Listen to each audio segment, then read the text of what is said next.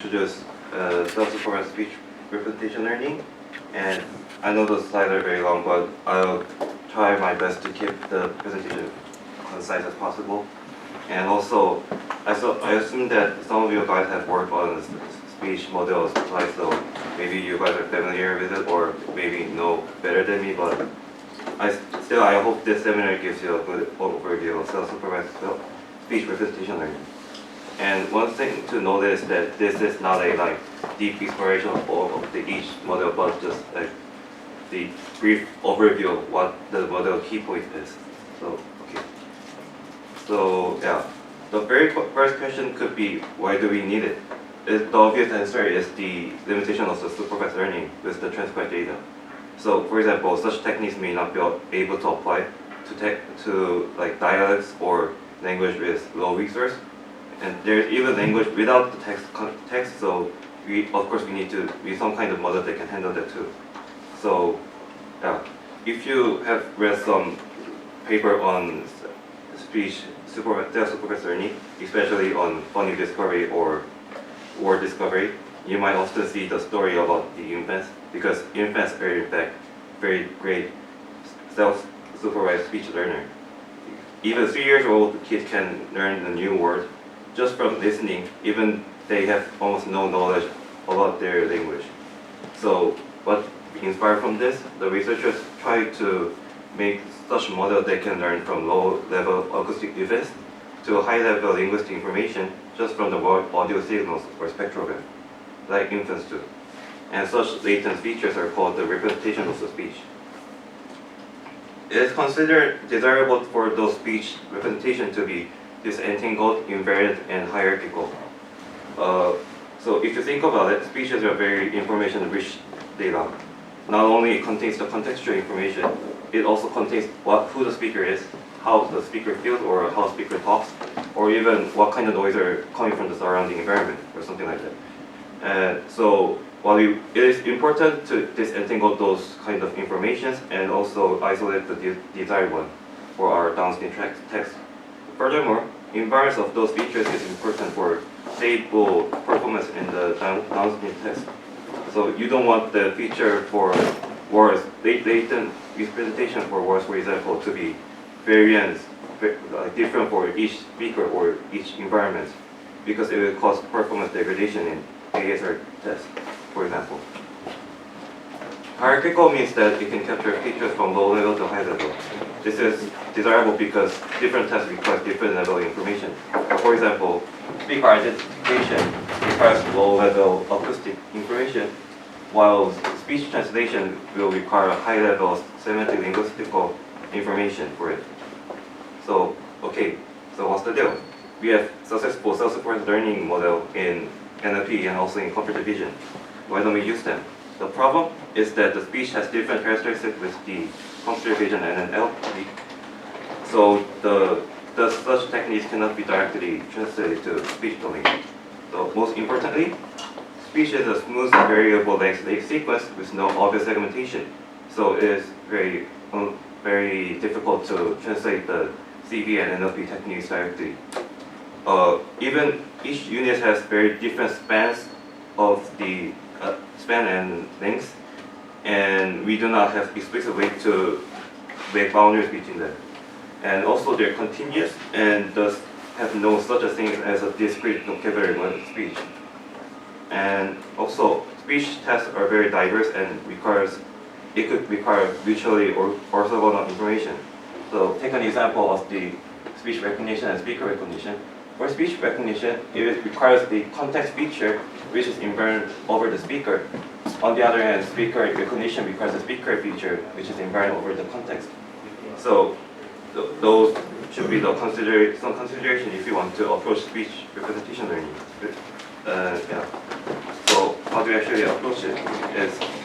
So long story short, the current trend is in representation learning is to train the deep neural network through the pretext text optimization. In other words, pretext text optimization design is important for representation learning.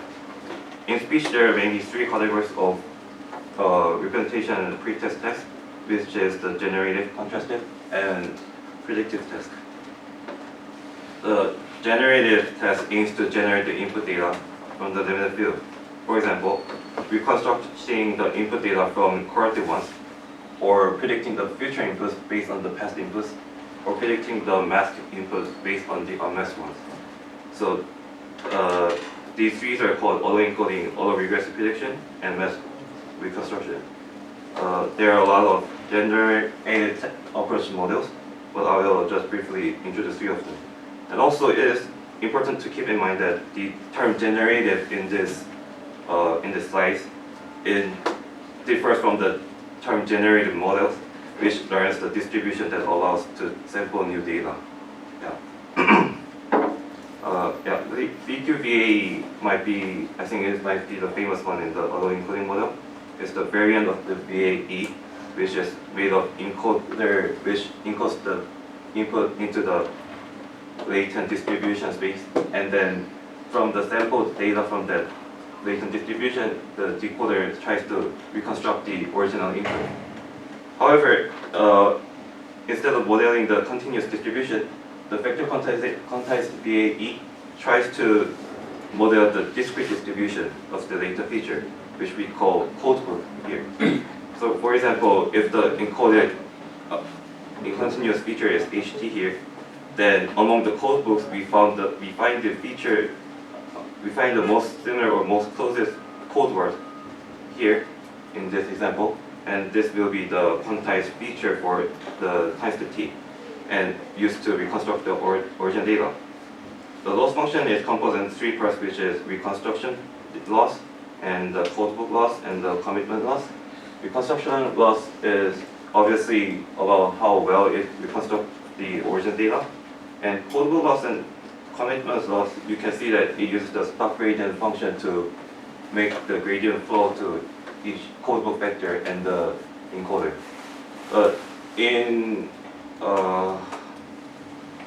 In general, we don't use the codebook loss here, and only use the commitment loss, and we just update the codebook by using the exponential moving average. Or some models might use the Gumbel softmax instead of this like hard quantization.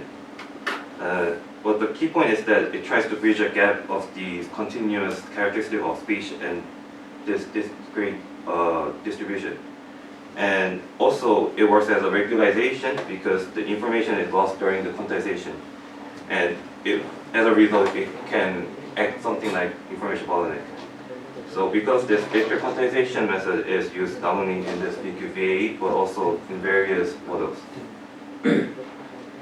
Although regressive predictive coding, APC is another generative approach, which tries to predict the input data of the sum times step 4 based on the past inputs, past representations. Yeah. And so in NLP, I assume they predict the right after future inputs to generate auto-regressively. However, in speech it's called like slow data, which means that the smallest volume in timid, for example, the shortest length is about like 7 milliseconds, and also the usually used well spectrogram frame, for each frame it is like 1 millisecond, so you can say that like 7 is the minimal length of the volume intimate data set. So generally in speech we take more than 1 for the auto-regressive predictive coding. In this original paper, they found the C3 for the C for Foxabel. And you can insert VQ in this latent feature, which will become the VQ APC, or you can also try not only the one directional APC but also bidirectional one, which is the main idea of the core model. And mask reconstruction is largely inspired from mask language modeling in NLP, the BERT. And Mockingjay was an attempt to like directly apply the BERT method on the continuous speech. In this model, original male feature sequence is randomly masked and goes into the transformer encoder module, which will encode the mask part to some kind of representation. And based on these representations, the feed-forward network prediction predicts the frame of the mask part, and then you compute the L1 loss between the original and mask input and the predict ones. And it is good to note that those methods, mask prediction and auto-encoding or auto-regressive predicting is not mutually exclusive categories but can be overlapped. So for example, there's a called mask auto-encoder that tries to, from the mask input, it tries to reconstruct the original data. So yeah. Although successful NLP strategies are usually based on the generated pretext text, there are some challenges on how to translate them to the speech domain. And as said before, the speech signals has richer information than text focus, and so perfect reconstruction may also imply that these rich informations are not disentangled enough, which is undesirable in some conditions. And also there's a little research on exactly what information is encoded in this representation from the generated models, which I personally think interesting topic to search about it. And so let's move on to the contrastive approach. The main goal of the contrastive approach is to distinguish between the positive and negative sample for given anchor sample. And this is usually done by maximizing the latent space similarity between the positive and target, and then minimizing the latent space similarity between the negative ones. The most prominent example of the contrastive model in speech learning should be the CPC, which is the contrastive predictive coding. Basically, the idea of CPC is that you run the contrastive loss with the future features based on the past inputs. So, in details, from the representation features obtained from the convolutional module, you obtain the context feature using the autoregressive recurrent module, and then by linear projection on the context vector, it creates k anchor representation. For example, so in this diagram, you can say that k is 4, so it produces 4 anchor samples, which corresponds to each, say, t plus 1, t plus 2, t plus 3, t plus 4 in here, which will become the positive samples for each one. And you run the contrastive loss for it. This loss is usually referred as the info SE loss. And wave-to-back takes this idea but with some difference. So first of all, the context vector is derived from not the RNN but the convolutional module. And also the loss function is not the info SE but the sum of the associated law probability used by using the sigmoid function. Wave-to-back 2.0 then combines this contrastive learning with masking policy. As contrastive model, it uses the info NC loss based on the cosine similarity between the context vector and the localized representation. However, instead of using the representation CT directly, it uses the discrete feature from the vector quantization with lambda softmax and multiple cobbles, which is also referred as the product quantization. And wave-to-back, this model was the first to reach the single-digit word error rate on library speech using only the low resource setting, the library light subset, for fine-tuning a pre-trained model. And there's also a lot of extension of wave-to-back 2.0. For example, wave-to-back C as the consistency term, which tries to reconstruct the context input for the consistency. And wave-to-back BERT then as the masked language model loss module on the top of the wave-to-back 2.0. In other words, this model tries to adapt the BERT kind of method using BQ, but also uses the contrastive loss in between.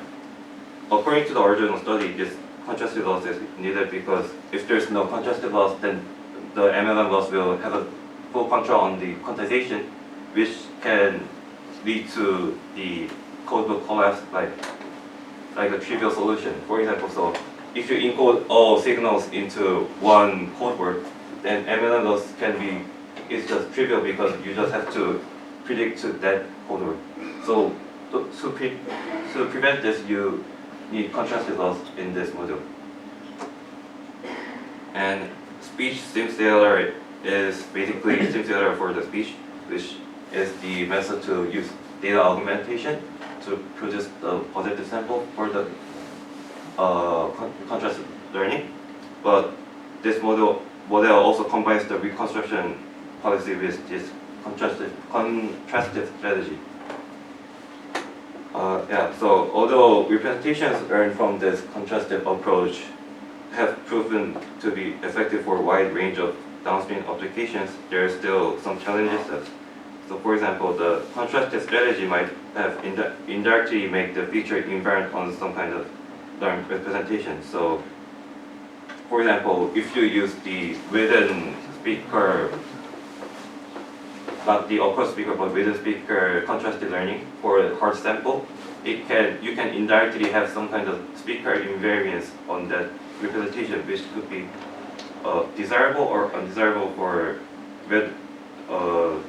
considering in your condition. For example, like if you want to adapt this representation to speaker test, then it will not be good enough. And also another challenge is that since the speech has no explicit segmentation, we cannot assure that the samples we use for the positive and negative is the acoustic unit, but like whether the partial or the multiples of it. And finally, it is difficult to define the contrastive sampling strategy since the speech is a smooth sequence with no segment boundaries. The third category is the predictive approach, which also uses the self-learned target for the pretext test, like in the contrastive strategy. But unlike the constructive approach, they first use the squared error or cross entropy loss better than the contrastive loss, and they also compute the target outside the model's computational graph, usually just the separate model. So in this sense, some might say it is similar to teacher-student strategy, but that's that. So in details, this script work was an attempt to apply the word type training to the speech and to bridge the continuous speech characteristic to word strategy. It used the pre-trained VQ back-to-back, which is frozen during the training, to generate the discrete word, discrete representation, and then use the word for it. This model was actually the first model to demonstrate the effectiveness of self-supervised speech representation learning by achieving the word error rate of 25% of the standard test order subset of the delivery speech using only the 10-minute fine-tuning data set. Hubert, on the other hand, do not use the advanced representation learning model to discretize the speech, but just use the classic K-means strategy. And also, unlike the discrete words, it takes raw waveform as an input, which helps to prevent loss during the. So, if during the quantization the information can be lost, but to prevent this, Hubert just uses the raw waveform as an input of the mask transformer encoder. And then the cross entropy for unmasked time steps and the masked time steps are combined to make it the total loss. And intuitively, this forces this model to learn both acoustic and linguistic model. So for the unmasked one, you have to learn the meaningful continuous representation in order to decrease the unmasked time steps loss. And then for the masked part, you have to learn the long time temporal dependencies between the representations, which can be inferred as the language model in here. Wave LM is largely identical to the Hubert, but with some little extensions. first, it adds the gated relative position bias to the attention prior in this transformer encoder, which incorporates a relative position embedding between I and j if you want to compute the attention between the time step of I and j. And also, it uses the order-less mixing strategy. So for the input, you mix the speech data, and this lets the model learn how to filter out the added overlapping speech, which will help model to perform like multi-speaker test. So for example, like speaker separation, something like that. So because of this, Wave LM outperforms the speaker separation test in super benchmark, and also performs well on other tests compared to Hubert and Wave 2. And best RQ might be the one of the recent model, I think, in predictive approach.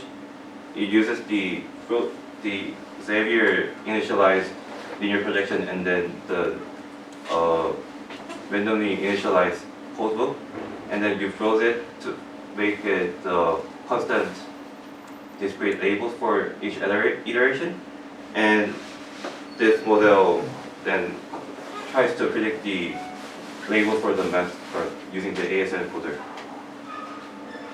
Though predictive models have some most successful representation models like Hubert, the inconvenience of iterative pre-training of some models can be heavy. Some models can be like challenged, and also the heavy reliance of Hubert on quality of the initial vocabulary by the k-means is also might be the challenge. And considering the computational cost, future studies might have to work on the memory utilization reduction. And also there is a multimodal approach which is usually combined with those three approaches.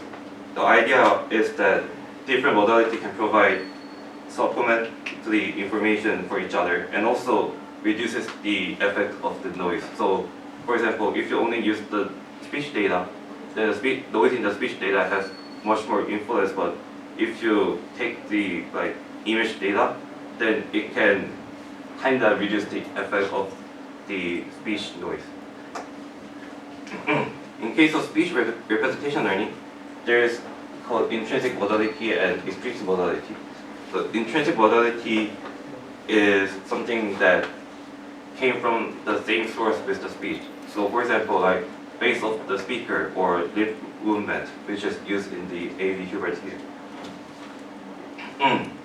And the extrinsic modality means it is not from the same source, but it provides context.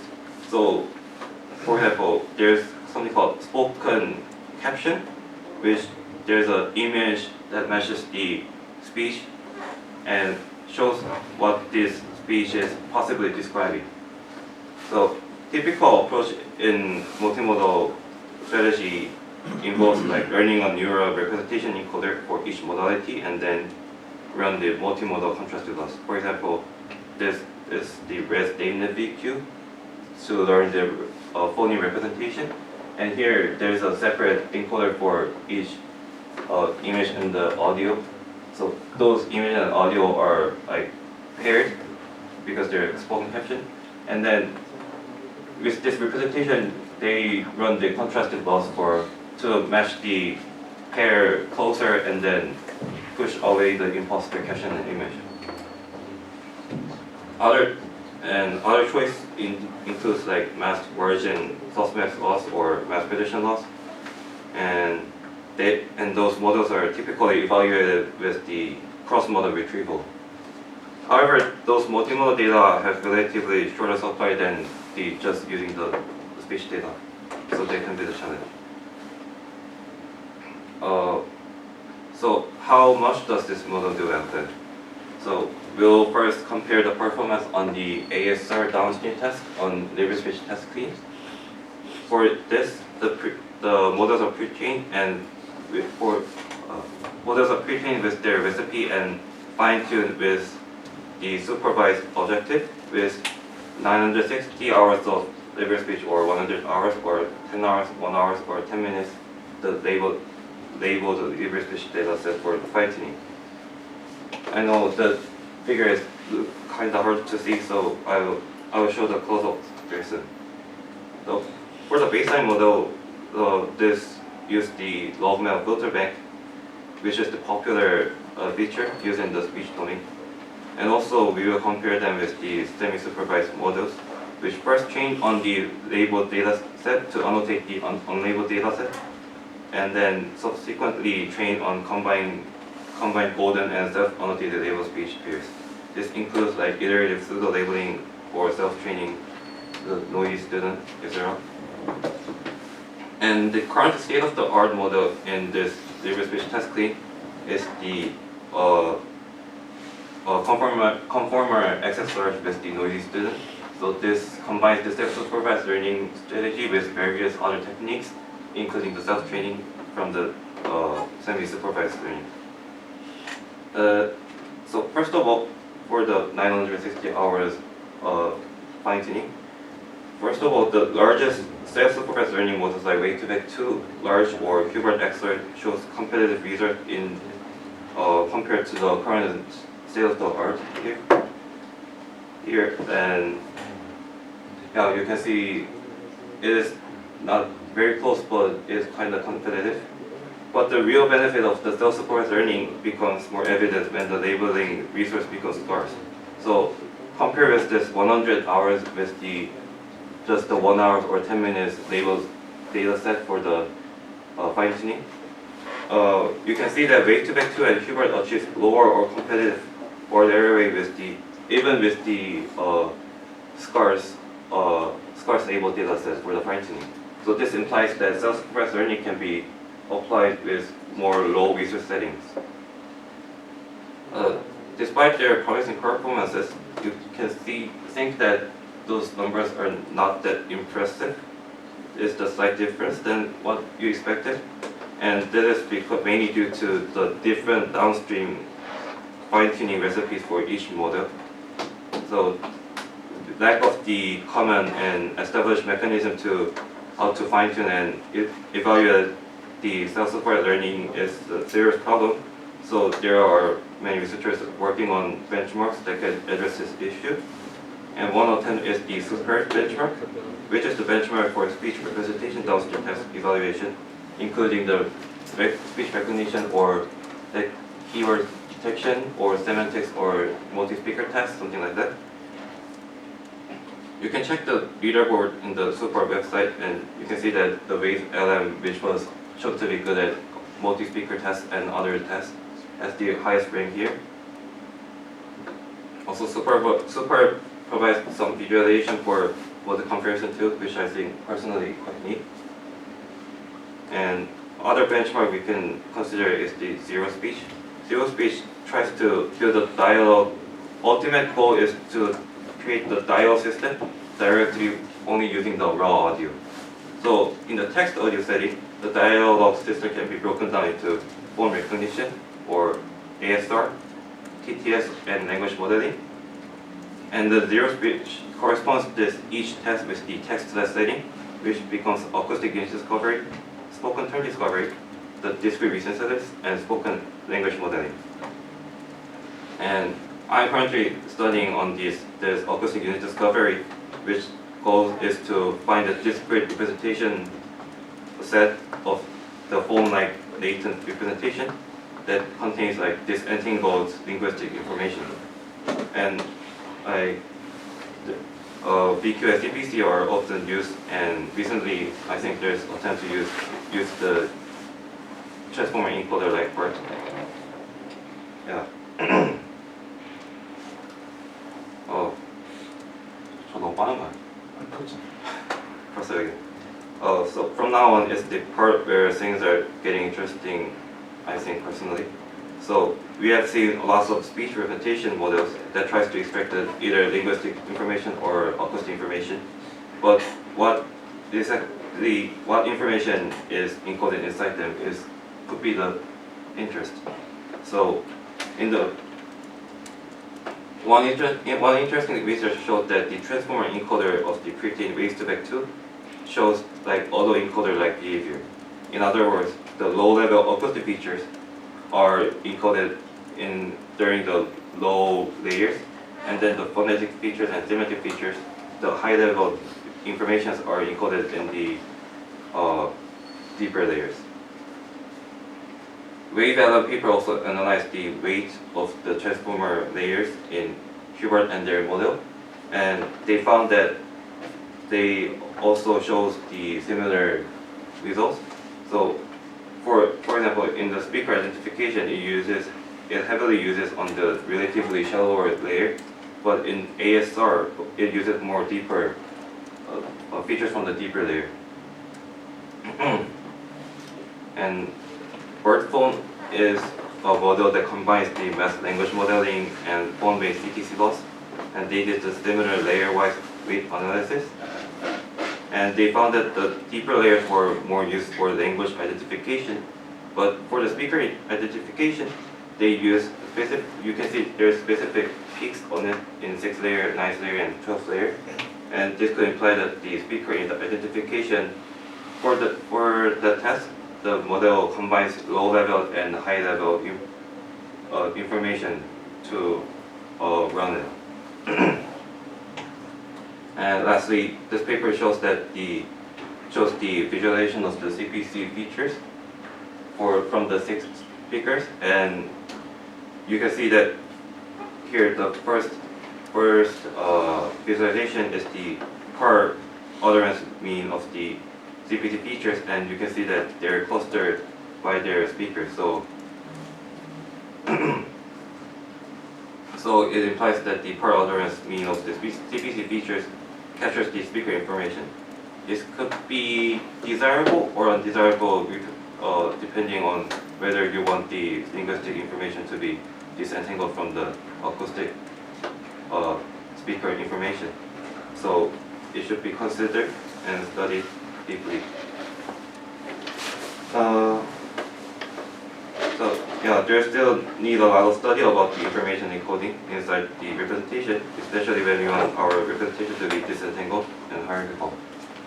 So, for summary, the speech representation learning is actively growing area, and there are 3 main approaches, which are generative, contrastive, predictive approach, and also multimodal approach can be used combined, and also the self-supervised representation learning is powerful, especially for the low research setting, and can be applied ASR benchmark and other super benchmark, and it still needs a lot of research. So yeah, I hope this could interest you in this area. Thank you. Okay, let's give him a big applause. Ami said really good questions. If you're in the Zoom, please turn on the microphone on and throw the question. And I have a question. Yes. You showed a graph with a number of layers. Can you go to that slide? Yes. No. This one. No, next one. No, next one. Yes. Why is there a drop in layer 8?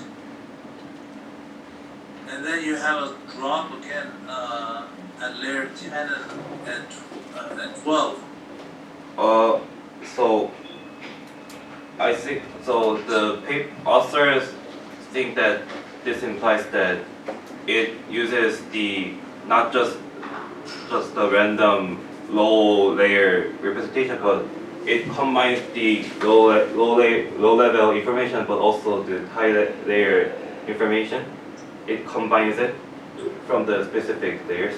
They think is the reason of it. Oh, I still don't understand. Why?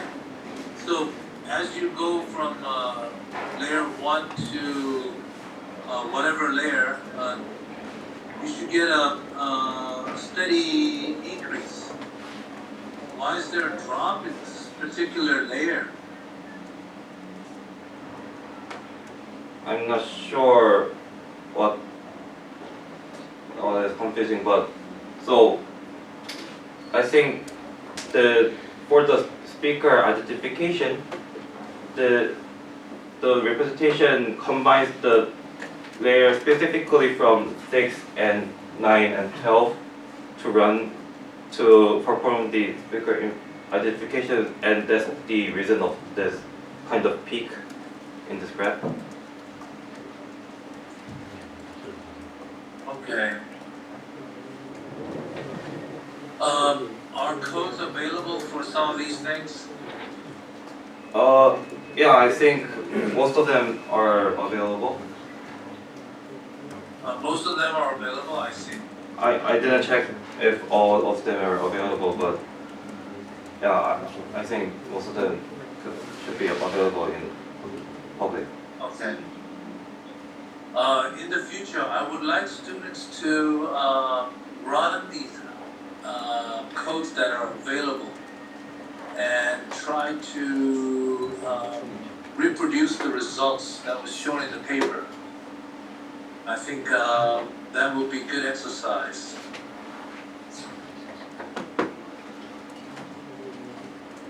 Okay, any further questions? You can raise your hands if you want by offline. Anyone?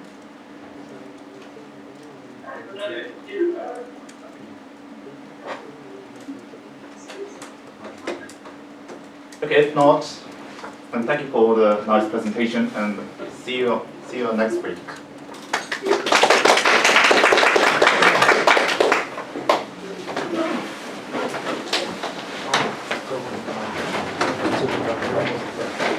Thank you.